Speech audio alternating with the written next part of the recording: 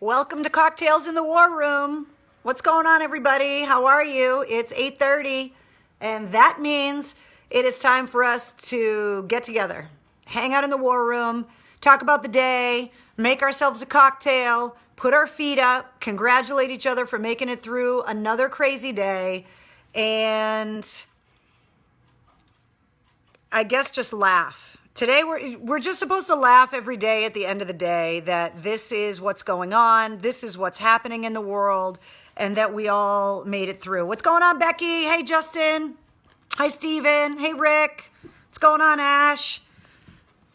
Hey, Bob, Trisha. Hey, Sean. What's going on? Hey, Stephanie.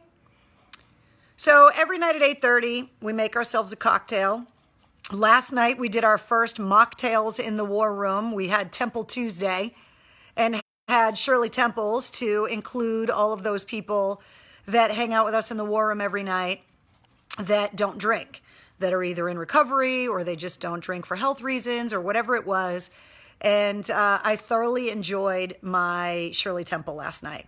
However, today, I got a special delivery. I was not expecting a package today.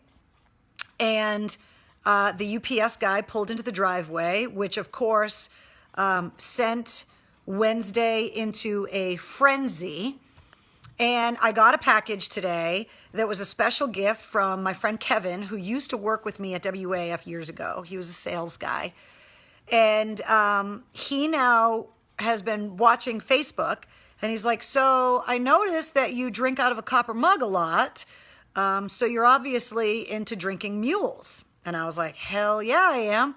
And he's like, well, it just so happens he works for a company called Reed's Kraft Ginger Beer.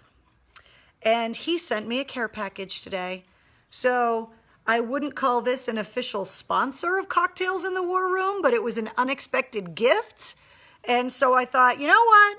That's really cool, because nobody else has said, hey, you know what, Carrie? I want you drinking my drinks in your war room every night at 8:30 with all your crazy-ass friends. And Kevin did. So he sent me a bunch. They make a bunch of different stuff. This is extra because I really like my Moscow Mules and my ginger beer super spicy, really gingery. And so not only did he send me a bunch of the packages or a bunch of the bottles, which I thought was super fancy that they came in glass bottles, but he also sent me a new copper mug. So, cheers to my friend Kevin, and cheers to Reed's, who was nice enough to keep me from having to leave the house to restock my ginger beer. And I was like, I know it's backwards, dude, Tom Miller, I know. It's because I have to use this camera so I can read all your snarky comments. But it says Reed's Kraft Ginger Beer, and at the bottom it says all natural. So cheers to my friend Kevin, and cheers to everybody at Reed's for believing in me enough that they were like, you know what, we're going to send her some delicious ginger beer and hook her up so that I don't have to leave the house to go and restock, because Lord knows I got plenty of vodka, but I was running dangerously low on ginger beer. Not anymore. So thank you very much. So cheers to my friend Kevin, and cheers to everybody at Reed's, because you guys rock. You're awesome. And that is spicy ginger beer. I haven't tasted it until just now, which was dangerous, because if it tasted like crap, I would have made an awful face, but it's really good. So, and nothing was wrong with my old copper mug, Paul. I like it just fine. It's beautiful. But I thought because I got a new gift that I should share it with everyone. So Jim says, Reed's, your first unofficial soon-to-be sponsor. You know what? As we move forward into the future and I figure out what the hell it is that I'm going to be doing, I'm going to need some help. So any friends that I can make, I'm going to make them right now. So thank you very much. Oh, that was good. Thank you for the compliments on my Metallica shirt. You guys got great eyes. This is from Metallica's tour in '99. back-to-back shows to finish up their tour at the Worcester Centrum. I am going to need you guys' help, though, because I can't remember who opened the show. I know it wasn't Queensryche because they opened up the Injustice for All shows, right? So who opened the 99 Metallica tour at the Centrum? I can't remember. So if you guys were there, let me know who opened up. But Jim says, how do you not drink around the clock? Because I'm trying to save my career, Jim. Like, I need to be sober at some times during the day to send out emails and put the finishing touches on my resume and my audio reel and get on phone calls and Zoom meetings, trying to figure out what the hell I'm going to do when I'm actually allowed to leave the house after the coronavirus finishes taking over. So that's why I'm not drunk constantly, because I need to stay sober long enough to be able to try and find a job. What's up, Bruce Lee? Oh, and Mike, my Afghanistan producer, is watching too. Blueberry Cobbler. Was it Godsmack? People keep saying it was Godsmack that opened up for Metallica in 99. No, that was at the Garden in like '05, I think Melissa says. I think you're right. But I'm talking 99 at the Centrum, back-to-back shows, touring on the Black Album. Let me know. Anyway, lots to talk to today. Today is Earth Day. And Earth, you're very welcome, because all of us stinky-ass humans have been dormant for over a month, and everybody's talking about how you can see the Himalayas and how you can see the skyline of Los Angeles, and there are all these other amazing things that you can now see because the sky is clear and there's no smog. And of course, now as state starts to reopen, it's just a matter of time before us disgusting human parasites decide to just make everything disgusting all over again. But for now, it's Earth Day.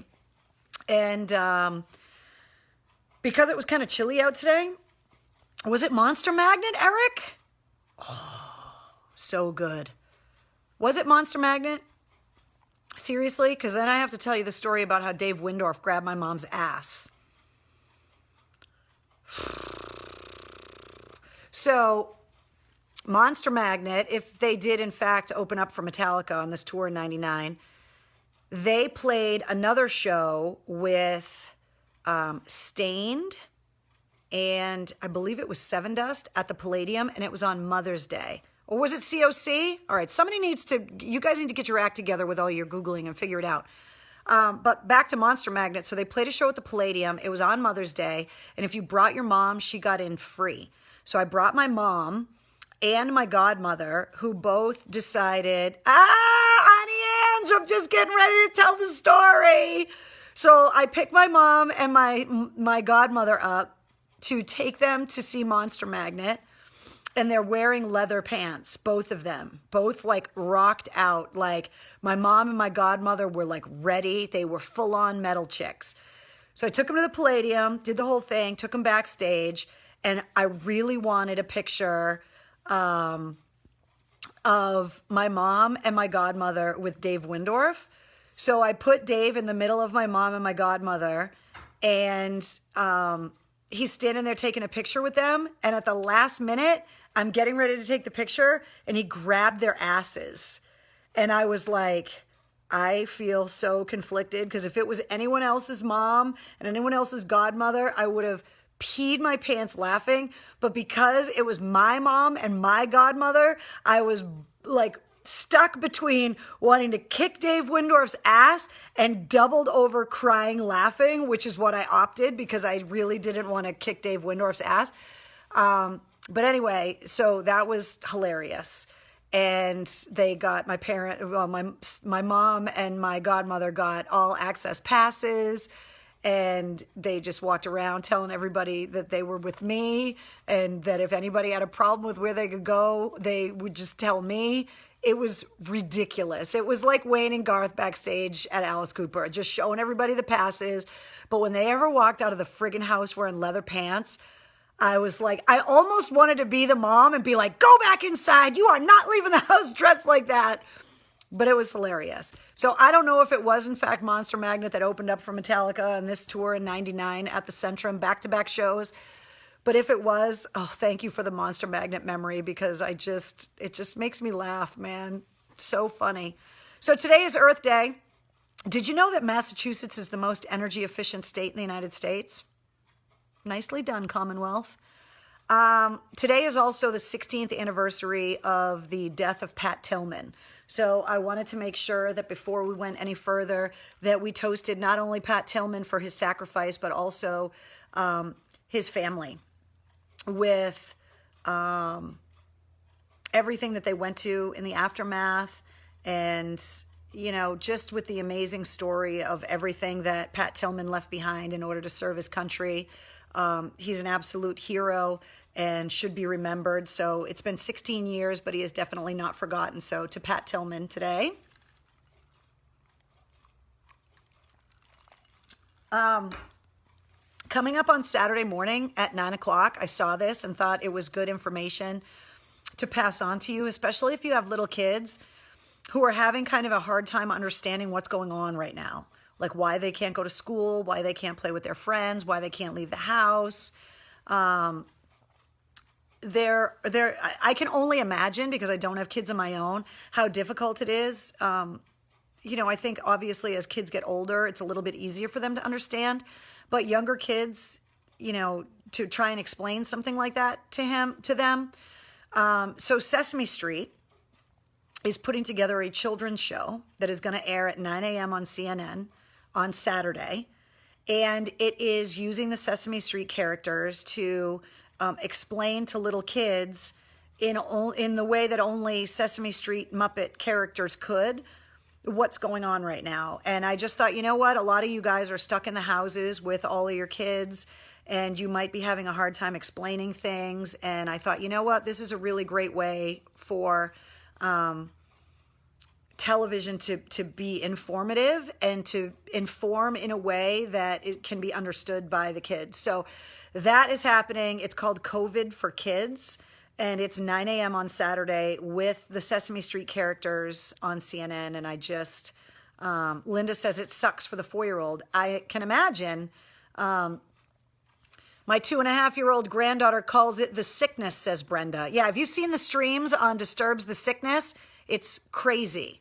Elsa says my son missed his friends and misses his teacher. Brendan says, yeah, Mr. Rogers would have been perfect to explain this right now. Like if we've ever needed Mr. Rogers, it's right now, which by the way, if you haven't seen the Tom Hanks movie about Mr. Rogers, it's fantastic. The scene on the subway that's in the trailer, got me in the feels, and it was brutal.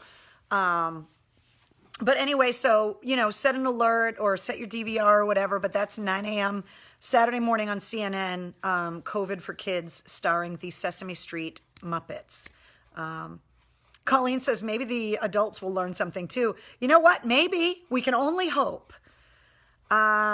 Also, maybe for the adults, maybe not. I can't decide if this is going to suck so bad or if it's actually going to be great. But Post Malone has announced a Nirvana-inspired concert, which is going to be on his YouTube on Friday at 6 p.m. And it's all of the Nirvana hits and fan favorites. And Post Malone is doing it. Now, Post Malone is a rock guy. He can play the guitar. He has a lot of respect from the rock community. Aerosmith, the Red Hot Chili Peppers have performed live on television with him. He's obviously got a sense of humor because in that Spencer Confidential Mark Wahlberg movie that's on Netflix right now, he gets his ass kicked by Mark Wahlberg in jail. But I can't decide if I want to see Post Malone cover Nirvana or not, but that's going to be at 6 o'clock on Friday on his YouTube channel. Speaking of YouTube, did you guys get a chance to see the Hometown Sessions show that Sully Erna did in his vinyl room that is up on YouTube? I put the link up on this Facebook page earlier today. If you guys didn't get a chance to see it live yesterday, that you can go back and and watch it. So, and Monica says, who? Yeah, I know, Post Malone, but I thought it would be interesting. I wanted to pass it along. So there you go. But if you haven't seen the Hometown Sessions show that Sully's producing, you can watch it right on YouTube. The link is already up there. Bob says, yes, you guys killed it. Ron says, I watched it yesterday live. Mark says, you were awesome with Sully. Melissa says, I did. It was great. It was fun. And I got to tell you, it was really weird sitting across from Sully with microphones and not being the one in the driver's seat. It was really hard for me to be interviewed by him because I was sitting there the whole time with my brain racing, and I wanted to ask him questions about the Godsmack tour, and I wanted to ask him questions about the big gig, and I wanted to ask him all this stuff. And the whole time I'm sitting there going, this isn't your show, Carrie. This is Sully's show. He invited you to be his guest, so you just need to shut the fuck up and answer his questions. And it was so freaking ridiculously weird. I've interviewed Sully, I can't even think of how many times. And it was so weird because this was the first time that he interviewed me. And it was a lot of fun. So I hope that if you guys haven't watched it yet, that you can check it out. Lisa says Post Malone is very talented. Renee says, yes, I saw you and Sully and I loved it. Monica says, I watched it live. It was awesome. Liz says, you looked like you were having fun. I mean, I've known Sully for what, 22 years now? I thought his name was Provolone. Okay, Steve, please tell me that you are saying that because you are making an obscure reference about one of my favorite movies of all time, Oscar. Have you guys seen the movie Oscar? It's a Sylvester Stallone movie. It's got Tim Curry in it. It's got Marissa Tomei in it. It bombed in the theaters, but it's a comedy based on a stage play. And Sylvester Stallone plays like a 20s era mobster named Snaps Provolone. And my sister and I quote this freaking movie constantly. And it's one of those movies that like is a cult favorite, but people never really saw it on TV. And if you haven't seen it, I love it. It's so friggin' hilarious. Harry Shearer's in it. He plays one of the Finucci's. I'm telling you, like, if you don't like it, feel free to bust my balls about it, but it's one of those guilty pleasure movies that it's just ridiculously funny. And I've always wanted to see the stage play because it basically all takes place in the same house. So from what I read, the stage play looks like a dollhouse. It's like the multiple floors of this mansion in Chicago in the 20s during Prohibition. But it's all about mistaken identity and about bags. There's 3 bags that get confused and they're constantly being moved throughout the house. Joe says, I loved Oscar. Steve says, yes. Melissa is putting it on her watch bucket list. If you can find it, it's called Oscar. It came out a while ago. It bombed in the theaters. But Chaz Palminteri's in it too. If you like mob movies and it's a comedy and it's really self-effacing humor and it's a hidden gem if you like Stallone movies, especially comedies, but it's really funny if you're looking for something ridiculous to watch for a couple hours. But it is seriously one of my favorite movies, and my sister and I discovered it, and we watch it like once a year, and we quote it all the time. So I don't know if that's why you brought up Provolone, but if that's why you did, bravo to you for the obscure reference of Oscar, the Sylvester Stallone movie, because it's just so freaking funny and good. And you want it good or you want it fast? Now I'm just going to start friggin' quoting movies that you haven't seen, but promise me you're going to watch it because it's so good. So here is an interesting job opening. If you are at all an employee of the Defense Department, if you work for the DoD in any capacity, starting on May 1st, the Space Force is accepting applications, and they are accepting any applications from anyone that works for the Department of Defense. So that means any branch of the military, any civilians that have any defense job or whatever, What's the name of the movie? Oscar, starring Sylvester Stallone. I love it. And if you hate it, you're not allowed to give me shit about it because it's just a guilty pleasure and I love it. So if you guys are looking for work, the Space Force is accepting applications starting May 1st, but you have to be a DoD employee. So good luck with that one.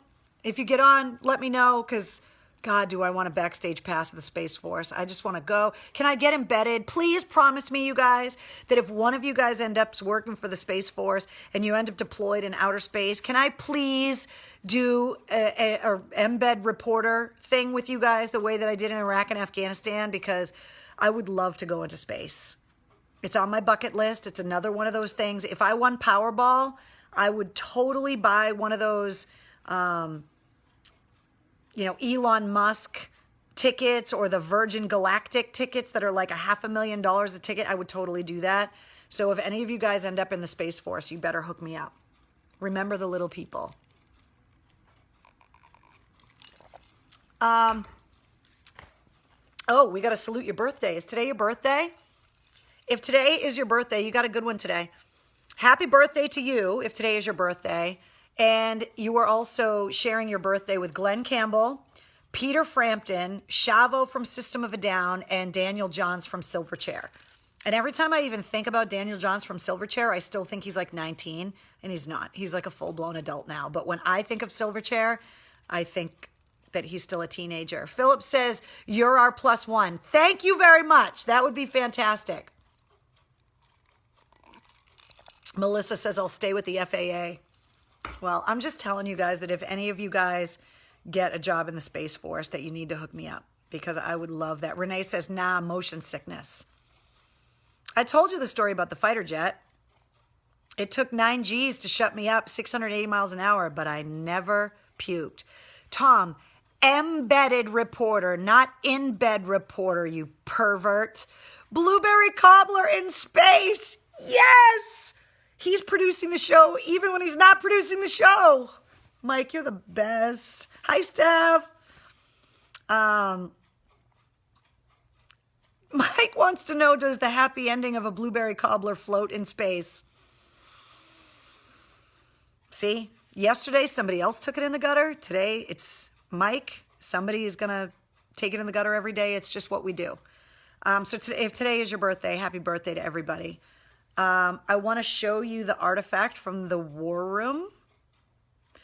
So back before I was on the air at AAF, most people know this, but I was a roadie and I used to drive trucks. And when I was building stages and all of that stuff, I worked on, when President Clinton was president, so we're talking mid-90s, I believe this was 96. President Clinton tried to hire as many Arkansas businesses because that's where he was from. And the staging company that I worked for had an office in Massachusetts out in Springfield, but their main office was in Little Rock. And so when President Clinton went and did like speaking engagements and that kind of stuff, the staging company that I used to work for used to get a lot of the staging contracts from the president. And I built a stage for President Clinton twice. He spoke at the commencement at Dartmouth, and then he also spoke at the commencement at UConn. The commencement at Dartmouth, I think we built the stage for like a week, and they turned, I believe it was class of 96, class of 97 at Dartmouth. And they wanted the stage to look like Roman columns and all of that stuff. And we were up there for like a week building this whole thing, carpeted the stage for their commencement. And then President Clinton also spoke at the commencement of UConn. And when he spoke at UConn, or when he spoke at Dartmouth, I believe he took Air Force One to, I don't know what airport it was close by. And then he came in presidential motorcade. And because I was working on the stage, they had assigned Secret Service agents to follow us all around while we were building the stage, which was fascinating. Not only just to see how the Secret Service kind of worked, but to see they showed us inside some of the vehicles. And Seeing the mobile unit that can control air traffic for 1,000 miles around the location of the president was really cool. Then when he spoke at UConn, instead of flying Air Force One, he flew on Marine One and landed on an athletic field close to the commencement. And then they took the motorcade and took him from Marine One. And so some of us that had built the stage walked up and were like looking at Marine One from afar. And, you know, we had film cameras back then or whatever. Do I have a picture? I know I have a picture of me in front of Marine One. I think if you go into the albums on this Facebook page, I think there's one called Our Troops and First Responders. And in there is a picture, and I'm like this big with a Yukon sweatshirt on, waving, standing in front of Marine One. But we got invited by the Secret Service that were watching the helicopter and by the pilots to come up and take a tour around, which was amazing. They wouldn't let us take pictures inside. So we were like, look, you know, we want to be able to prove to people that, you know, we at least got to get near Marine One. So they let me take the picture out in front of it. And that's why I look like this big in front of this giant helicopter. But what I thought was really cool is that the pilots have these tchotchkes that they give people. You know, wasn't it Reagan that had M&Ms or jelly beans or something, that it came in little, you know, packages or whatever. So what they had then was matchbook things with the presidential seal on them. And I know it's backwards, so I'll read it for you. It says Presidential Helicopter Squadron. And then they had decks of cards. And so I saved them. And I just thought it was ridiculous and really cool.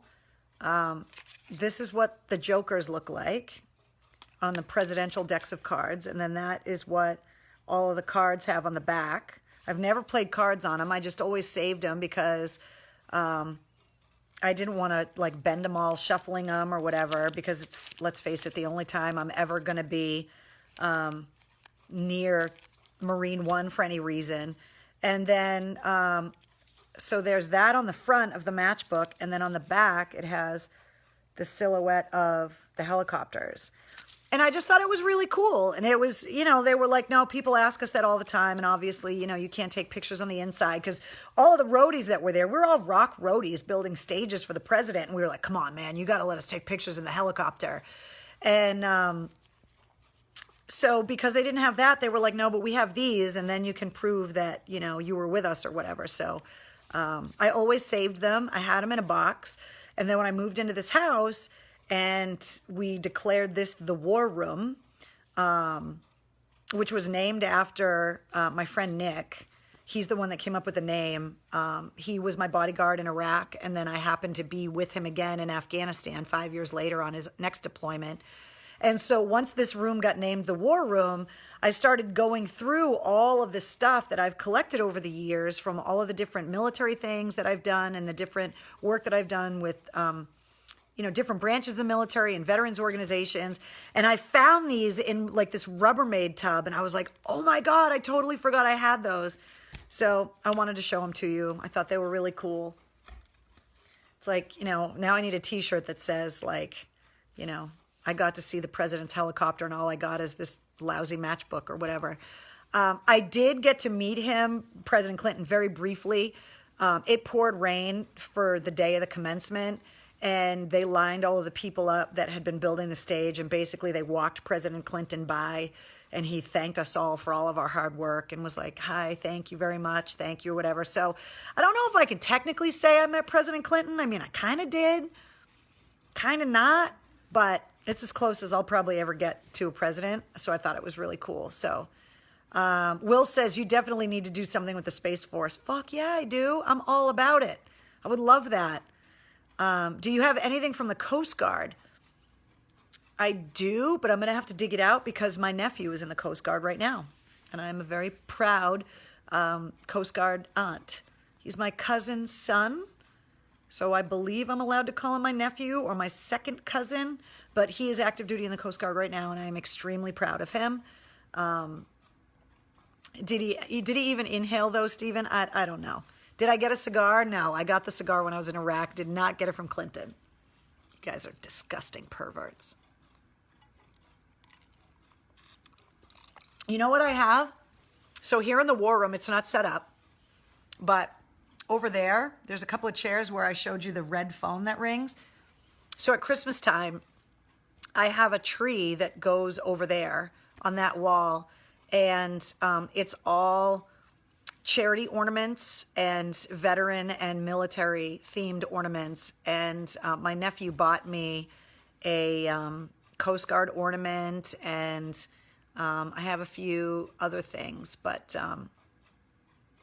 I don't have a lot from the Coast Guard. So, but I'm very proud Coast Guard aunt. My nephew Zach is awesome, and he's fantastic. Second cousin twice removed on your father's side? No, Tom. My cousins are all extremely close, and it's my cousin's son, and we're all very close, and I'm very proud of him. So Zach, if you're watching, I'm very proud of you. He's down in DC right now and kind of stuck. So Eric wants to know if I have a blueberry cobbler ornament. No, I don't. And the fact that you guys are all in on the blueberry cobbler jokes every day, I freaking love you guys. I did want to talk about the numbers that came out about the coronavirus today. Massachusetts now has 42,944 cases. There have been 221 new fatalities since yesterday and 1,745 new cases, and there are currently 4,000 people hospitalized with COVID-19 and 2,182 fatalities here in the Commonwealth. So we are definitely in the thick of it right now. So anything that we can do to be supportive to all of the frontline workers, the health workers. Thank you, Postal, smart ass. Anything that we can do, because right now we are definitely in the middle of things right now. And so we all need to do everything that we can to keep our spirits up, obviously. Sorry, I just touched my face. Face touching police. But also try and take our minds off of things, and then to be as supportive as we can to the people that are out there, not only battling the virus, but also trying to make the world and the country still function. So any pep talk we need. How many people survive it, Anthony wants to know. Well, here's the problem, Anthony, because everybody always says that. Don't focus on the deaths. The problem is there are so many people that got sick and survived it and still haven't been tested. And we don't know until they get the antibody test out there where anyone that thinks they might have had it can be tested. Then we don't know how many people have survived it. I know of a couple of people that have passed away. The couple of people that I told you that I was friends with that had it, who were younger, have survived it, which is fantastic. I actually know, I had one friend from college, another one of my military friends.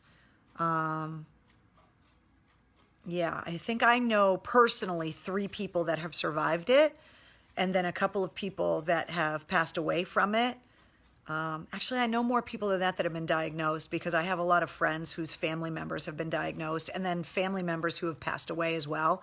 But there's no accurate way to talk about how many survivors they are, because we just don't know. Even people that are showing light symptoms still can't get tested. And that's the problem. Jeff says, I had it, so obviously Jeff is doing better. But there's no way, and it's not that I'm trying to focus on the negative, but it's impossible to tally how many success stories they are. The only success stories that they know for sure are the people that have been officially diagnosed, meaning through a test, and that have either been hospitalized and released or not hospitalized but monitored, and people know that they've survived. But there are a lot of people that have died from this, that died without people knowing that this is what they died of. And so now they're going back. They actually announced today that they believe the first coronavirus fatality happened 2 to 3 weeks before they thought. And it was a 59-year-old woman in California who had not traveled to China, which means that she had contracted it from someone else that possibly had been to China, but that the timeline of the virus in the United States gets pushed back like 3 weeks. And they figured that out on autopsy because they had tissue samples. And so it's impossible to figure out exactly how, how many people have survived. Now, there are people, Melissa says, who tested positive with signs, recovered, tested negative, and are now testing positive again. These numbers are changing all of the time. Jeff says, still bad headaches, but 3.5 weeks in, feeling much better overall. That is fantastic.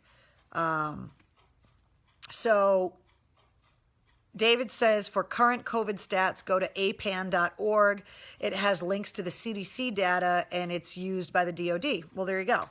But still, until everybody gets tested that they think either had it. I mean, I know people who got sick over the wintertime that live in areas where it's very prominent now that are like, I think I had it, or I think a family member had it, and they just don't know. And then there are a lot of people that they think may have died from, somebody just commented, that had lung or heart issues and may have died from that heart or lung issue, but they were weakened because they had the coronavirus and didn't know it. So the numbers are, they're going to be changing for quite a while. So I'm not trying to focus on the fatalities. It's just unfortunately, the new case numbers and the new fatalities are the only concrete numbers that we have to figure out where on the curve we are. Are we still on the upswing? Are we on the plateau? Or are we coming back down again? We got to be able to trace it somehow. Sean says, I feel bad for the older people. 100%. I would be scared to death if I had a respiratory ailment like asthma, or if I had previously had pneumonia where there might have been scar tissue or something in the lungs, if I were diabetic, if I were older, if I had had cancer and had my immune system weakened through chemotherapy. I mean, there are so many people that are, I mean, talk about afraid. Then there are people that weren't, there was it just came out in all of the radio trades that a program director, he was 52 years old, worked in radio, no previous illnesses. He was not immunocompromised, and he died at 52 from the coronavirus. And he was otherwise presumed to be extremely healthy. So my dad has COPD and is a diabetic, and my mom is keeping him right at home. Exactly, Eric. That's what we need to do. So I know that everybody has fatigue. Everyone that's healthy, everyone that thinks they're not affected by this, everybody that obviously is struggling financially and watching their businesses and their careers struggle, that's afraid, that they don't know how they're going to pay the bills. I know this is so hard. But at the same time, who has the right answer? I know it's not me, but even the people that know, even people like Dr. Fauci, they're dealing with an illness that is a brand new illness that they don't know what it's going to do.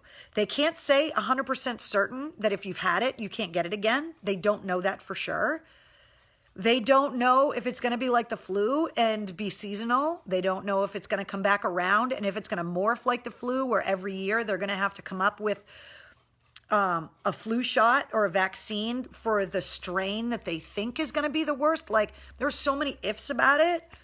So the only thing that I can do is, for myself, my own sanity, which, believe me, there isn't much left, is to just believe that the people that are smarter than I am, that actually know the real numbers, that are in positions of authority and in positions to make decisions, that they are looking out for my best interest and everyone else's best interest, and that they are making educated, smart decisions based on what's best for everyone's health. Eric says, you got the most comforting voice ever. I don't know about that. If you're seeking comfort in me, I think we're worse off than any of us thought. But we just have to stay connected, and we really need to keep reminding ourselves of what's really important. I am heartbroken at the protesters that I'm seeing around the country and seeing how they're treating. So in America, if you're going to protest and you have the right to protest, then counter protesters have the right to do the same. And watching healthcare workers in their scrubs, wearing masks, standing silently outside. They're not yelling at anyone. They're literally standing outside with their hands behind their backs as a physical reminder of the battle that they're facing in the walls of the hospitals. I think, unfortunately, part of the problem is because of, obviously, all of the HIPAA privacy things. None of us can just walk in a hospital and see what's going on. And we don't see how bad it is. And they're allowing some news crews in there, but we're really, because of patient privacy and all of that stuff, because most of us can't see it with our own eyes, it's easy to maybe not believe it or believe it's not as bad as it is. But to see how people are yelling at healthcare workers and calling their fellow Americans traitors because they're pleading with the government to keep things closed down until they can get a handle on it, it is breaking my heart watching people scream at healthcare workers who are our heroes right now. They are literally holding the line. They are doing the job for what the president is calling an invisible enemy.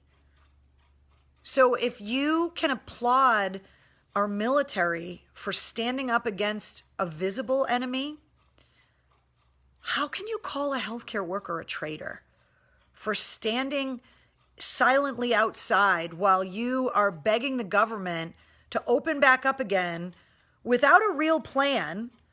And even the president's plan, the state of Georgia doesn't even meet the president's criteria for opening up on Friday. And yet the governor's doing it anyway in Georgia. The governor in Georgia hasn't even talked to the mayor of Atlanta, the biggest city with the most densely populated population, the whole state. He hasn't even talked to the mayor. And he's even pushed the timeline. And what everybody is saying is, we don't know what this is going to do. If I owned a business, I would be so conflicted right now because say you owned a restaurant or you own a hair salon or a nail salon, and now you're buying all new supplies, right? And then all of a sudden the virus takes back over again. If you were a restaurant that then has to get rid of all of your stock again, like you had to do the first time, the second blow financially is going to be the one that puts you under, not the first one. The first one, you're white knuckling it right now. I have a lot of friends that own restaurants that are either doing takeout right now or they are just hunkered down at home. They sold off all of their produce and all of their stock and have done everything to control their expenses.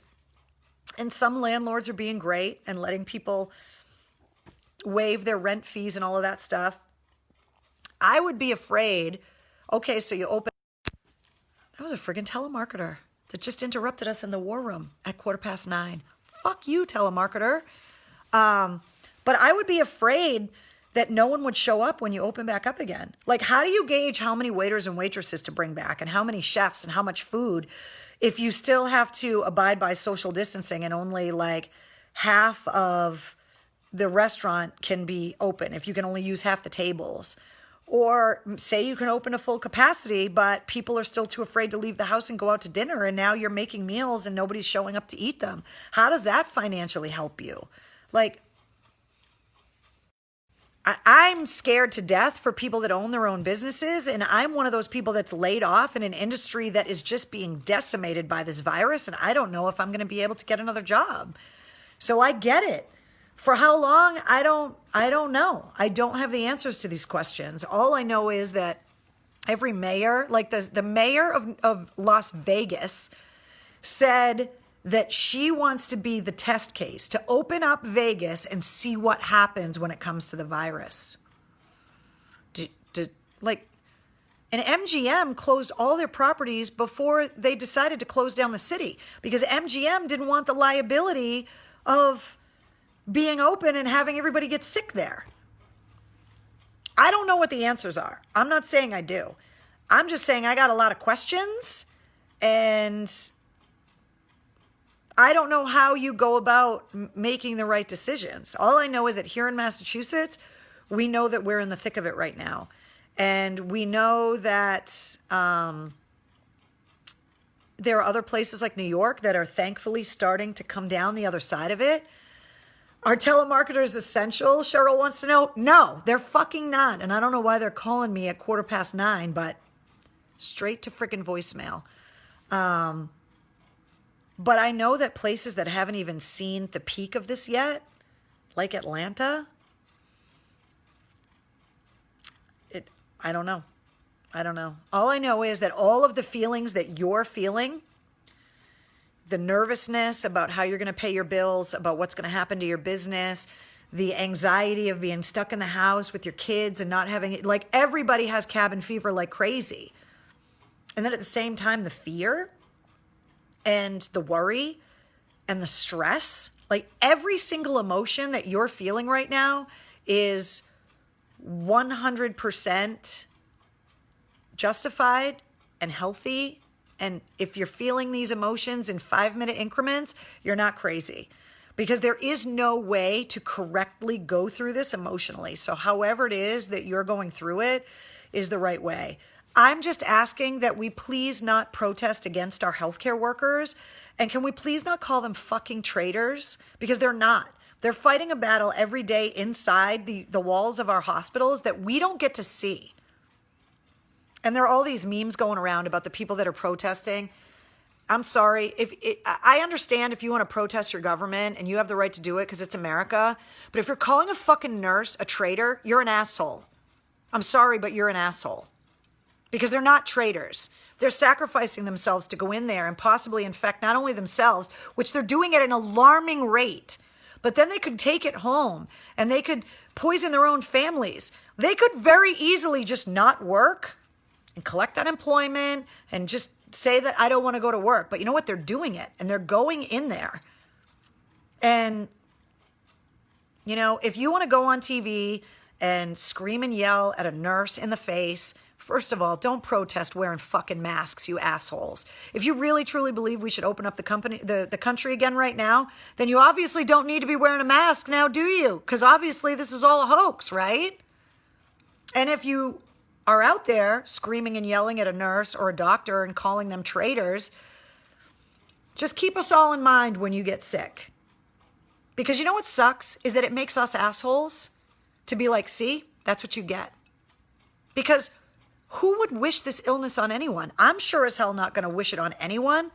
But if you're out there screaming and yelling at the nurses that are out there taking care of you, or the National Guard soldiers that are volunteering to man Boston Hope Hospital, where there's 1,000 beds set up for COVID patients, and the old Wallace Civic Center in Fitchburg, the ice rink that we talked about, is now up and running as a functional morgue. The ice rink where concerts used to happen, where my high school ice hockey team used to practice, is now a morgue. So obviously something's going on. So let's just ratchet it all back a couple tones. If you're that angry, empathy. Look it up, Google it, take a deep breath and realize that there are a lot of very scared fellow Americans out there. We are one country. We need to move forward together. And if you're someone that is screaming because your small business needs to be open and you're going to call the people in your community traitors, like the people that work in the hospital, it's not a really good look when you expect these people to come shop at your fucking store, douchebag. End of rant. I apologize, but I can only take so much of this shit. And there's booze in this, unlike yesterday. So there you go. Let's just all come together. There used to be a time when Americans, when we got attacked, we banded together and attacked it as one force. And we're being attacked right now. It's just by a virus and not an enemy that we can see, not an enemy in a uniform or a white coat or a red coat that's standing out in a field somewhere or screaming about some crazy religious ideology. It's something that none of us can see and we're all susceptible to it. So let's attack it together. Because at the end of this, we still all salute to the same freaking flag. So let's just figure it out together and have a little bit of respect. Amen. Okay. Your drink for the night. is called a royal blush. I'm going to have to ask you guys how to pronounce it, but I picked it because it had grenadine in it from last night's Shirley Temples. Royal blush is an ounce of vodka, an ounce of creme de framboise. Is that how you say it? So not French. This has cream in it too. I apologize to the lactose people. An ounce of heavy cream, 2 dashes of grenadine. Shake the ingredients, strain into a martini glass, and serve. What is creme de framboise? Can someone figure that out for me? Because I don't know what it is, and I didn't Google it before we all got on here. Now is a good time to use the C word, says Mariah. I told you.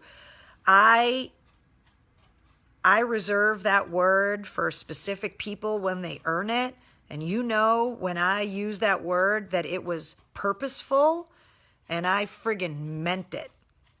Someday you guys are going to hear me say that word, and you're going to be like, damn, they deserved it. When I call you that, it's because you are that. Heidi says, I believe it's banana liqueur, I think. Gross cream drink, says Liz. I agree. Trisha says raspberry, ?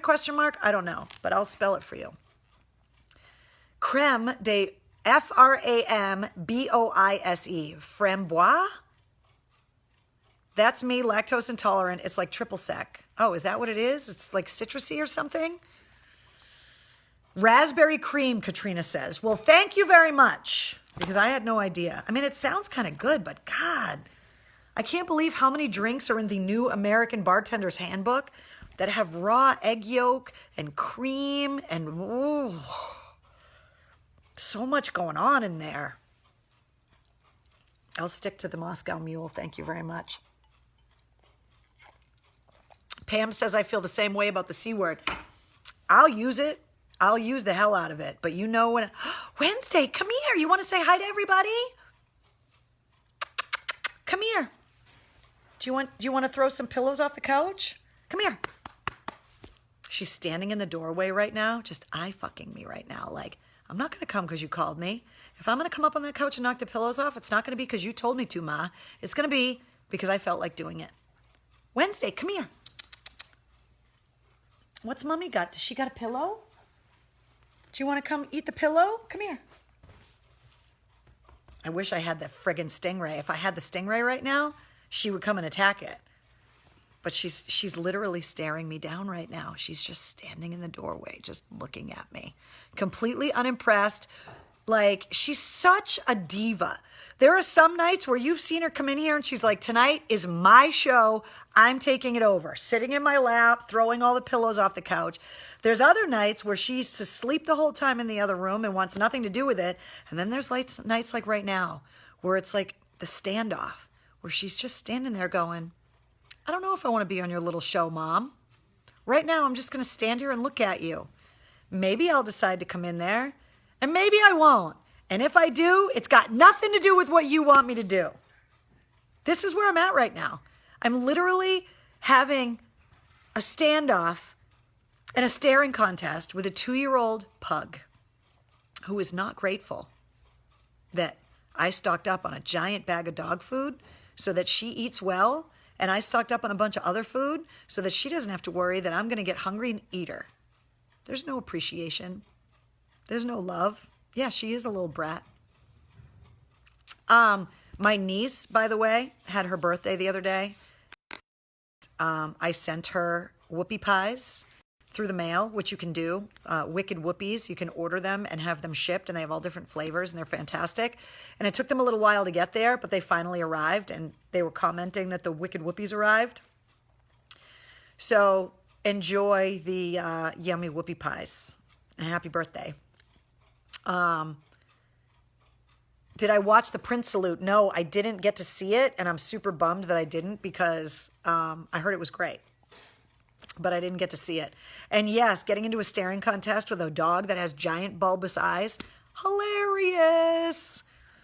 So anyway, you guys got your artifact from the War Room. You got your old school Metallica t-shirt from 99, back-to-back shows at the Centrum.